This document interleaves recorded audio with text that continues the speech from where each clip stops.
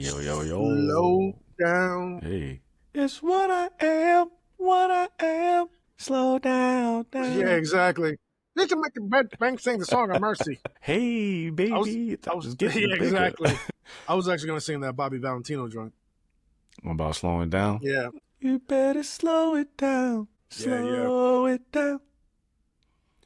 All of these references to time and taking it Time, slow yes. are.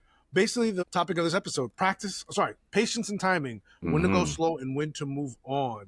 Listening to Save the Date. Follow some socials at Save the Date Now. I'm Heath. I'm joined by, Jamie, what's goody? and what we're really talking about is the importance of pacing in relationships. This Pull a, is going to let's be, start pulling the car over yeah, already. exactly. Or pulling the thread on that ugly Christmas sweater. Mm-hmm. Pacing, I think, has become a bit of a difficult issue to talk about because we live in an extremist society. We see that with conversations about gender, conversations about global conflicts, racial conflicts in this country and globally. And so we are not doing well as a global society or even as citizens of the internet with taking in multiple perspectives, digesting them, and then being able to retort from a place of mutual respect, but conviction on our own values. And the same thing's happening in relationships. There's an extremism I see. Either we're totally on and on fire, NBA jamming it, or we're lukewarm, situationshipy, and we're going to be okay with that. When reality is, you can actually have a crescendo from talking to someone through text and an app and then building to a sustainable, healthy relationship. But that's all about pacing, and it's all about taking time to get to know yourself and that other person as you're building and bonding with them. But nowadays I feel like that comes with so many rules and so many challenges. Who pays for what? We're going 50 for 50 versus, we're going in Dutch versus you paying for everything. There's a way you got to come at me. There's a way you should be dressing. What's going on with that hat? Why is it forward? It should be backwards. All of these various picadillos and idiosyncrasies we want to comment about on social media that really don't get to the heart of, hey, do I like you? And hey, do you even like me? And if we're in agreement that we like each other, can we talk about how we're going to slowly move in to a relationship or get to a point where we realize respectfully and with dignity, say, hey, listen, not for me. And let's start with what I believe is like the first thing is, are you patient with yourself? A lot of times we will get on the internet, we'll get on social media specifically, scroll through multiples of pages and get seduced into the idea that we're not good enough. We haven't worked out enough. Our nutrition planning is bad. We haven't purchased the right clothes. We didn't go to the right schools. We didn't vote for the right candidate. The red shirt we bought is too red. You should have got a lighter shade of red. You should try magenta.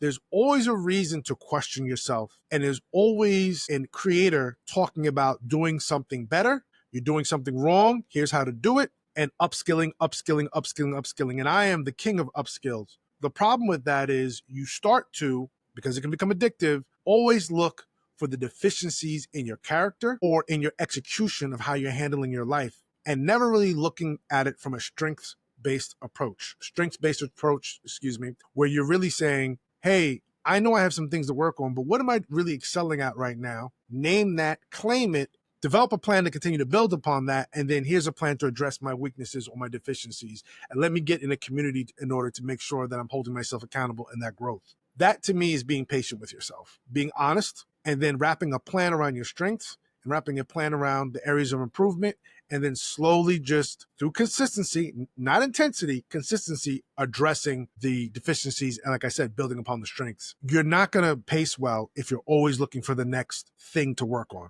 You're not going to pace well if you're always questioning your worth compared to someone else's achievements and progress. And it's so easy. Again, it's seductive because it's so smooth and almost imperceptible how you can just be brought into a point of view where next thing you know, you're the target, you're the problem, you're the issue. The group you represent is the issue. The group you come out of is an issue. Your community is an issue. And a lot of us, if we're not careful, will let that drown out the positivity and most importantly, the joy that comes with being ourselves. So if you want to talk about patience in a relationship, the first question I have for you, number one is, are you patient with yourself? How do you treat yourself? And then number two, how do you treat the people closest to you? Are you patient with them? Because before you can be patient in a relationship, you ultimately have to ask yourself, how patient am I being? Am I practicing the good habits of being patient? Am I taking the time to see the strengths in myself and in others, especially those around me? And when they mess up or I mess up, am I forgiving myself, holding myself accountable,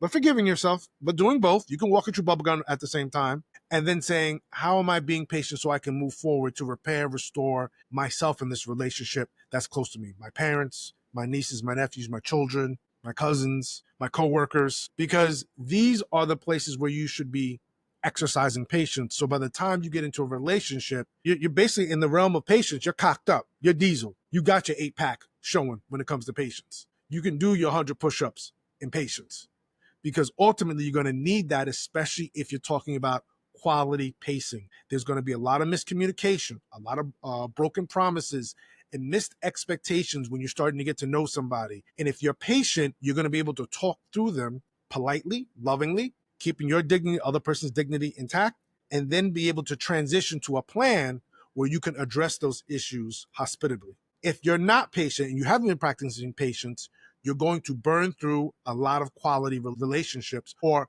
relationships that have really good potential. It's just natural, because the first broken promise, because there will be broken promises, there will be missed expectations, you're going to flip and you're going to show your rear end and you're going to embarrass yourself. And then you're going to keep saying, how come I'm in this cycle of not meeting quality people who want to stay with me? Well, one of the reasons in this context is that you're not being patient and giving people the benefit of the doubt. And I get, in this dating era, it's hard to give people the benefit of the doubt because everybody's lying and manipulating, lying and flying. But there are people who are being just as genuine as you are. You're not the only one who's genuine. You're not the only one who wants to be in a genuine relationship. They've been hurt too. And you're going to have to kind of traverse this plane of negativity and pain together to get there. And that means they may be running sometimes and you're walking. That means they're going to have to be patient with you. Sometimes you're running and they're walking. You're going to be patient with them. So pacing really does come with patience. Again, reiterating, number one, are you being patient with yourself? Number two, are you practicing patience with those immediately around you? Yeah, no, that's a great place to start. I had wrote this Facebook post the other day about an experience I had listening to a group of men and women talk about how relationships are supposed to come together, timelines. And like my takeaway from that was, a lot of people stay single because they want to be written into someone else's love story. They're not taking the time to write their own. And I realized that there are so many people who aren't invested in really developing a relationship. They have their idea about what it's supposed to be, and it's almost like they are expecting to walk into that. And I think a lot of times, in terms of what you're talking about, people don't really have the patience to develop and build a relationship. They just, like I said, they want to walk in the door of a house that's already built. And guys, you got to know, ladies, you got to know, he, she, theys, you got to know, any relationship that you want to be long-term and successful is going to require some developing. It's going to require the time and patience. And the same way you had to build your career, and the same way you had to build your body if you're an athlete to be successful in whatever sport you play, a relationship really is the same process. Building a successful relationship is the same process. And it's going to require the time that you talked about to develop. And if you're not, like you said, if you're not patient with yourself, if you don't have that practice, that routine of being understanding with yourself, like, man, I know I said I was going to work out today. I didn't. All right, cool. If there's tomorrow, let me make sure I schedule this and make sure I do it. So you're understanding, but you're also continue to pushing yourself to grow. Relationships got to do the same thing. Like you said, there will be broken promises. We said we were going to go on this trip this year. Yeah, but I didn't get back as much as I thought I was going to. You know what? Okay, your kids might be disappointed, but we'll go to Great Adventures instead of, the Bahamas. Yeah, Atlantis. Yeah, right, exactly. But there that patience, that building, that authoring your own story is necessary for the success that you are trying to have in your relationship.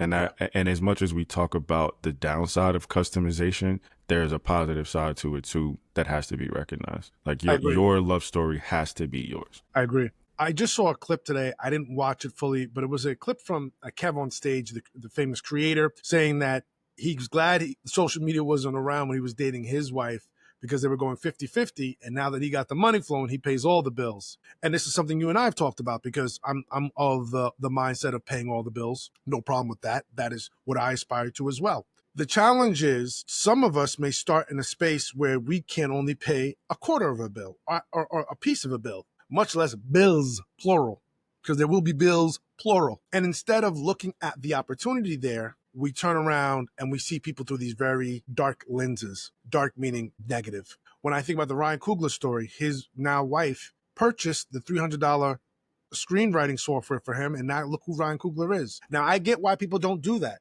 because again, we're living in a web, almost stuck to webs of stories that are just full of pain, negligence, ill will, discontent. People who went out of their way to be purposefully malicious and hurtful to others, abuse their time, their money, their bodies. And then now when we say, well, don't, just give in order to receive, for some people that's no, I can't do that. They're still operating from a place of pain, but even people in pain deserve to be loved. So again, we have to then find a way to get people from point A to point Z safely and lovingly. So I'm not trying to discard the people who just won't do what we're saying to do. That's not the point here. You just may have a different process to getting to your wealthy place being a place where you feel loved and can give love freely and generously. There's different creators, different dating content, consultants who offer a bevy of advice. Some I agree with, some I don't, but some of it may apply to you and this doesn't apply to you, and that's fine.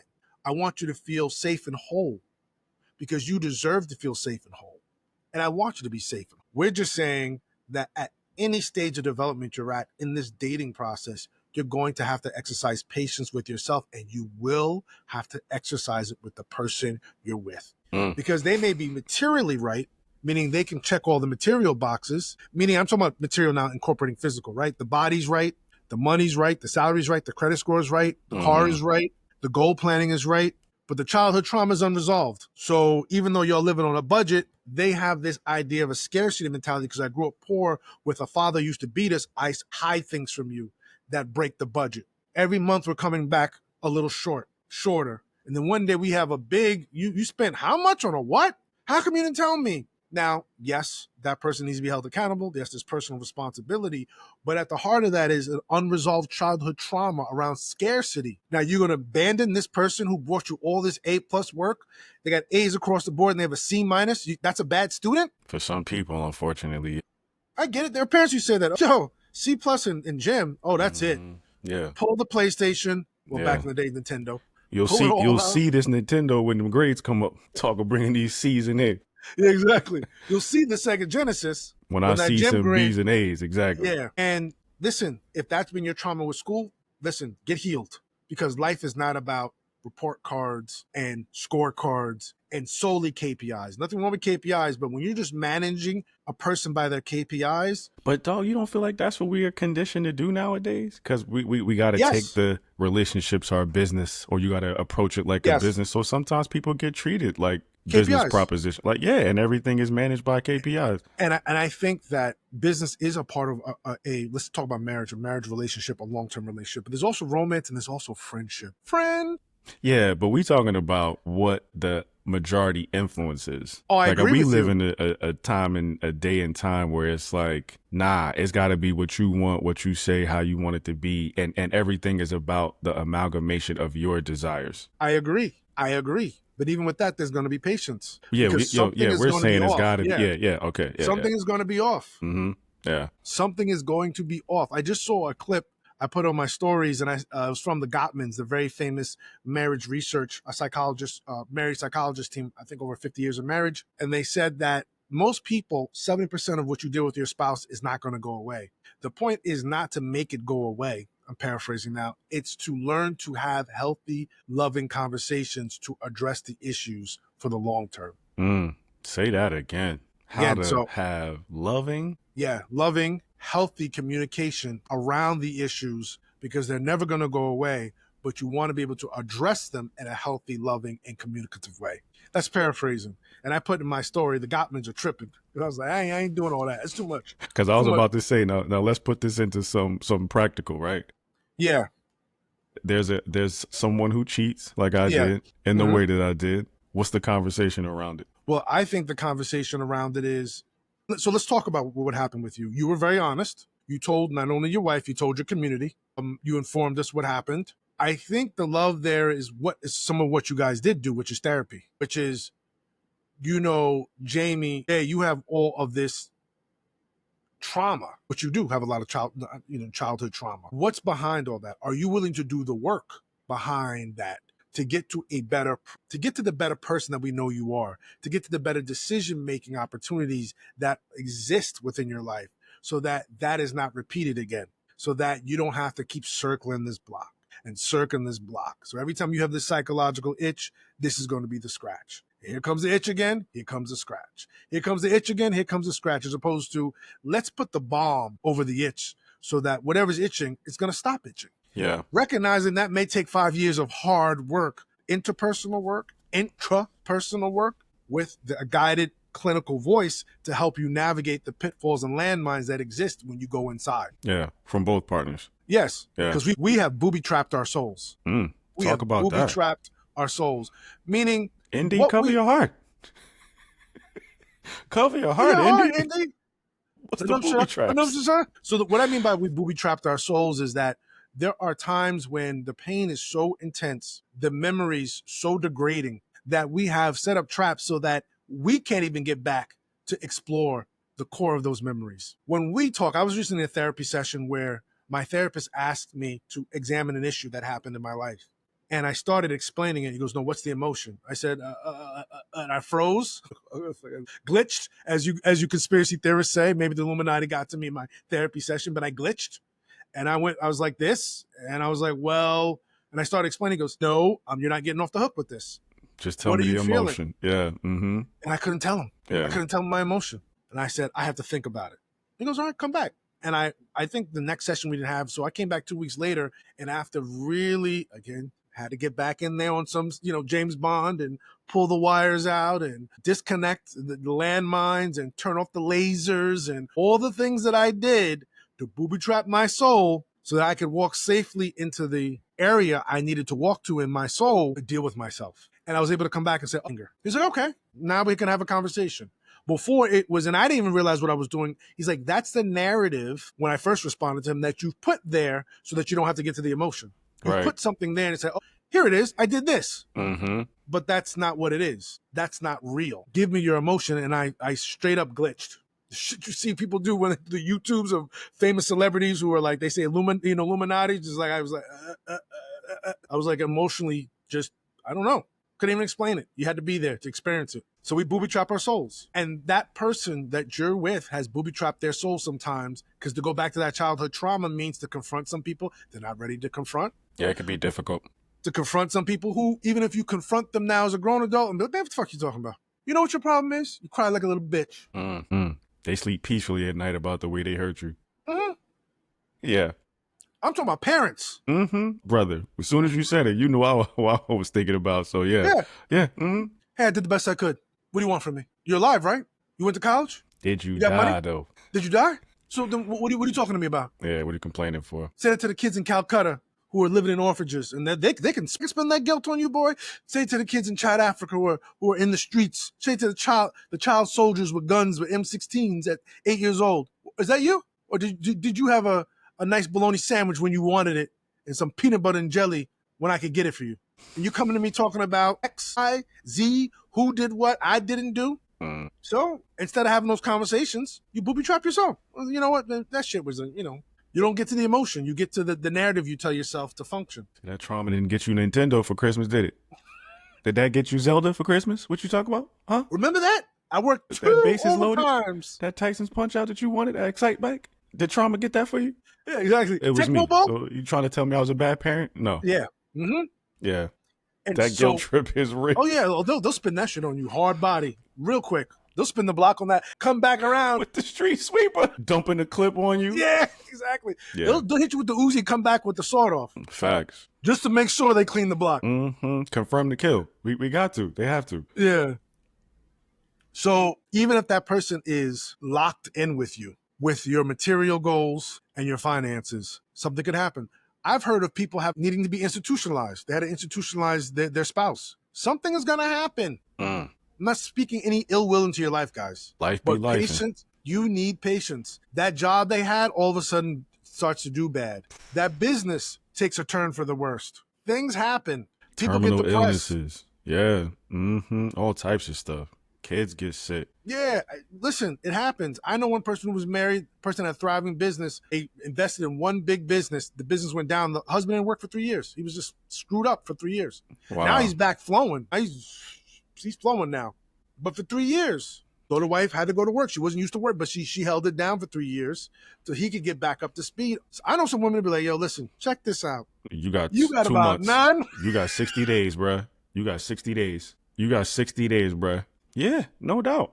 And I mean, listen, I don't even think that's from a malicious place. I think sometimes some women are just like, I can't even really afford to look at you as anything other than the man that I know you to be. So I got to motivate you in these 60 days. Yes, I'm trying to get you back, psych you back in the game. Phil Jackson ain't going to say to Kobe when they down by the 5 points, Kobe, I understand. It's a championship. Yeah, you could be the Mamba next year. Yeah, exactly. He ain't going to say that. At all. Like you said, I need to get into Kobe's mind to get Kobe back into the man or the player I know Kobe to be. He's not going to sit there with all his, because he was good for Buddhism and meditation and all that.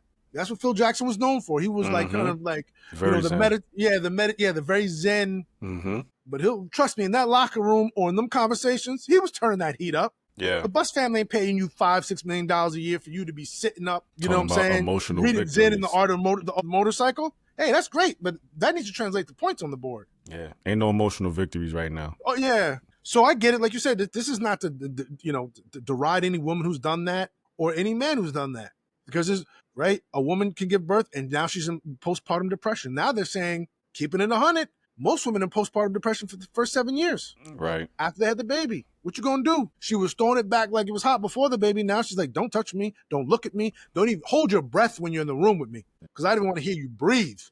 Just to put that in perspective, y'all kids might not be until first, second grade before there's a turnaround. That's 6-7 Christmases. Yeah, that's 6-7 Christmases and years of holidays where she might just be, hey, bro, shooting you looks. And yeah, there has to be that patience there. What are you gonna say? Well, F this, because I didn't deserve this, and you don't deserve it. No one. Right. Neither. I love my favorite line from the movie Unforgiven. Right. Well, your man, one of my favorite actors, Gene Hackman. Little Bill is dying, and William Money, who's played by Clint Eastwood. Little Bill's like, I was building a house. I didn't deserve this. And your man, William Money, Clint Eastwood, has the shotgun at his throat. He goes, it ain't got nothing to do with deserves. Nothing to do and I'm with gonna send you. He goes, I'll see you in hell, William Money. He goes, I reckon you will. And off you, but guess who's going first? Right. The point I'm making, guys, the point I'm making is not to call back some great Clint Eastwood film from the 90s, but to make a point that's always stuck with me from that movie. Little Bill is dying. He got shot. He's about to get killed. And he's like, I was building a house. I don't deserve this. This is probably the shit that people say when they're dying all the time. And he says, and it got nothing to do with deserves. And it always makes you think about life. Some of the shit that happens to us in our relationships, in our dating lives, is you didn't deserve it, but this is is unfair. Yeah. This is the person you're with. They have traumas. Unfortunately, they took those traumas out in your relationship. That doesn't mean you become a punching bag for abuse, but if there's opportunities to repair, restore, and connect, I'm going to say it again. If there's opportunities to repair, restore, and connect, then be patient and get to the business of being patient while you repair, restore, and connect. You won't be able to repair and restore and connect all the time, but if you can, what do you man St. Paul say? If at all possible, live at peace with others. If it's possible. To the best of your abilities. Yes, guys, it's impossible. But to the best of your abilities. You're going to have to be patient, because I don't have a problem with men paying bills and some of the stuff that I agree with. I don't talk about it a lot on this podcast because we haven't really delved sometimes into our personal convictions as deeply as maybe we will start doing with some subsequent episodes. But the important thing for Jay and I is to create safe and brave spaces. Safe and brave, because you need to be able to talk and be brave. You can't just be coddled. You got to push up too. It's like swimming. You just can't say, well, I don't know how to swim. Well, you're going to have to kick your legs. You know what I mean? It's okay you don't know how to swim, but you're going to have to kick your legs and move your arms in a certain movements to get comfortable swimming. It's the same thing with life. Safe and brave spaces so that people can feel openness and feel like they're included in this conversation. But as subsequent episodes will occur, God willing, we'll talk more about our personal points of view. Some of them you guys may like, some of them you don't like. But the point is, whether you like them or not, is we're creating this space so that you guys can elevate and grow with us as we're learning to elevate and grow with ourselves and with each other and with you. But it's important to keep in mind that no matter what you do it with patience. Facts. And I think that's actually perfect to actually close this out, because we've talked mostly, like the title for this is Patience and Timing, when to go slow and when to move on. We've talked a lot about when to go slow and how to go slow, exercising patience. But when is it time to move on, bro? When you have a person who's refusing to do the work after you've been patient for an extended period of time. What that period of time is going to look different for each person. Some people it may be a month and it's so intense they can't do it. Some people, maybe it's 2 years. I know a lady who went 19 years. 19 years doing what? Being patient with her spouse while they work through something? Yeah. Now, they got married when they were 19, so around 38, 39, he's starting to mature. And he's like, all right, I don't need to be drinking every day. So that's biology. His body, like, hey, you keep drinking. Let me say something right now. That liver was like, oh, I'm sorry, bro. You going where this weekend? Yeah, sit yourself right here on this couch. Yeah, so, I mean, there was a combination of things that I think impacted that decision, just biology being number one. But it took 19 years. Some people have 19 years. Some people don't got 19 years. I can't tell you. This is why I said, Jamie and I are big at this, even with our conversations with each other in private, not being prescriptive. A lot of prescription going on, right? People writing you and telling you what to do in these apps. And some people are spot on. Some people may be spot off. I don't know who you should listen to. What I'm saying is the reason we avoid it is because we want to challenge you as we challenge ourselves and with each other to let the inside voice give you feedback, to let, in our spiritual traditions, Holy Spirit give you feedback. Because sometimes we're relying on that outside voice and not giving enough room for the inside voice to really come front and center and give its soliloquy, to give its speech. Sometimes the inside voice will tell you to say, and sometimes that voice is like, let me tell you something right now. You better pack your bags, get your things. You better get on up, girl. Yeah. Get on out of here. It's time to go. So because sometimes it is time to move on. And you can move on by maintaining the person's dignity and your own. That's a good point. That's a good point. You can do that. Yeah. You ain't got to go and, do Scorched Earth and the Joker and Dark Knight. I'm going to blow everything up. Sometimes that's really the deciding factor. Like, you realize, if I stay with this person, it's only going to ruin their life. It's only going to hurt them and me in the long run. So, like, sometimes it's not even really, like, about you and the inconvenience to you. It's like you realize what it could do to them. Yeah. That's a good point. And then also, like we had talked about earlier, that knowing, like you said, knowing what that process is when you need to leave, recognizing or assessing, like, listen, I tried to be patient, but this person is really not putting in the work. They don't even seem interested in doing the work. Then, you make your decision. But like we talked about before, and like Heath is alluding to now, your formula has to come from within. Whether you believe, like we're talking about formulas to knowing when to do stuff, when to leave, how long you should stay or work through something. There's something on the inside of you that will let you know and tell you when it's time. And sometimes it's not your best friend, even though you've trusted them and they've given you good insight with a lot of other things and some great advice. It may not be time to listen to them. So whether you call it the Holy Spirit, your conscience, universe, Gaia, whatever you're calling it, that internal voice, let it guide you. I mean, I'm a firm believer that your gut never lies to you. Whether you listen to it or not is up to you, but I truly believe that the internal voice never leads us wrong. So just get quiet and get silent and just wait. Big facts. That's part of it. And on that note, guys, it's been great. Another episode. Check us out on Instagram, TikTok at Save the Date Now. And YouTube. And YouTube. Save the Date Now. Until next time, I'm Heath. I'm Jamie. Take care.